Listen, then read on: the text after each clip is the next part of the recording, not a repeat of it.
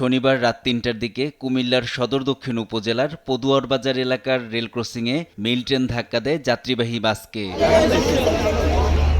চাঁপাইনবাবগঞ্জ থেকে ছেড়ে আসা নোয়াখালীগামী মামুন পরিবহনের বাসটি রেল ক্রসিং পার হওয়ার সময় ধাক্কা দেয় চট্টগ্রাম থেকে আসা একটি মেইল ট্রেন। এতে বাসটি দুমড়ে মুচড়ে যায়।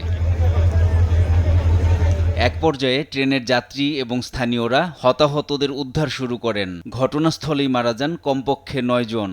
হাসপাতালে নেয়ার পর আরও ৩ জনের মৃত্যু হয়। ওখানে ওই যে বিশ্ব রোডের মাথায় একটা বিকট শব্দ হয়, শব্দের পরে ট্রেনটা আস্তে আস্তে আস্তে আস্তে স্লোভাবে আসতেছে, আর ভিতরে মানুষ শুধু কান্না করতেছে আর আল্লাহরে ডাকতেছে।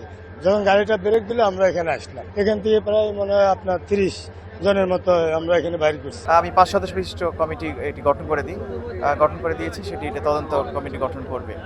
আপাতত আমরা এভাবে জানি, তবে যতটুকু হতে জানতে পারছি আপনাদের কাছ থেকে, আমি এখানে স্পটে আছি, সেখানে দেখা যাচ্ছে যে 12 জন এখন পর্যন্ত নিহত হয়েছে, 14 জন আহত হয়েছে। হাসপাতালের নিকটবর্তী বিভিন্ন ক্লিনিক এবং হাসপাতালে তারা রয়েছে। আমরা এইভাবে আছি। স্থানীয়রা বলছেন, গেটম্যান না থাকায় এই দুর্ঘটনা ঘটেছে।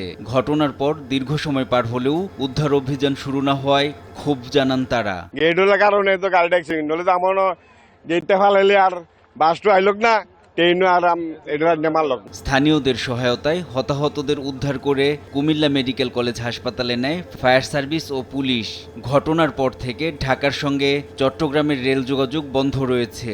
ঘটনা খতিয়ে দেখতে 5 সদস্যের তদন্ত কমিটি করেছে জেলা প্রশাসন। NI নাহিদ, নিউজ ডেস্ক, দেশ টিভি।